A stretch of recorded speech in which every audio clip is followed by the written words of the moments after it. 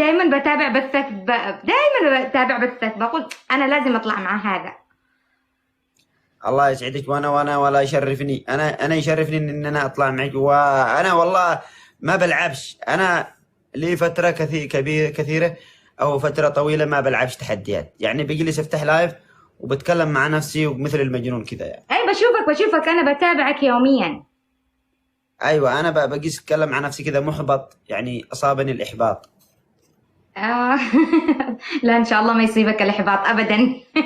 والله اصابني الاحباط لانه ما فيش مستوى، وانا عندي 3 مليون متابع، والداعمين لا يدخلون بثي وكذا، ما فيش تحفيز ما في. ان شاء الله بيجي لك تحفيز، وان شاء الله بتتقوى، وان شاء الله بتكون احسن مني واحسن من الغير كمان.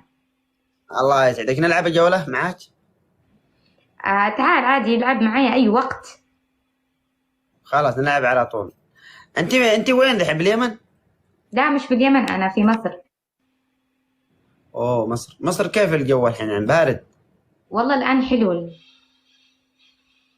الحين الجو الحين تو عدل حار، مصر حارة مثل ما السعودية صح؟ لا والله مصر روعة الصراحة، جوها حلو. بس مع الصيف درجة الحرارة كيف؟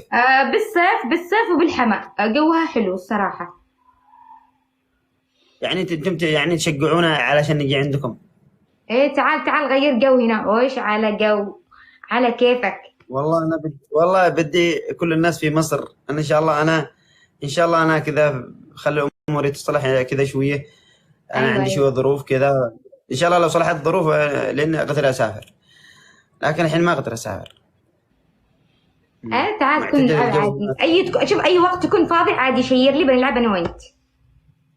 خلاص ما عندك مشكلة. انا والله ما اعرفك وانت صديقة معي، انا ماشي منتبه اساسا للتعليقات، ما والله انتبهش اني دخلت كم للرسائل. من مرة عندك ومرة انا دخلت. انا شوف، انا خربت على نفسي، يعني ازعل على نفسي والناس ما يعبرونيش، ما طالع في التعليقات، ما اركز على الكومنتات، ما اركز اسولف كذا يا شيخ والناس انا بتراسل. تعبت وانا بكتب لك بالتعليق، تعبت وانا بكتب لك بالتعليق. لا انا ما اركز لان انا طفشان.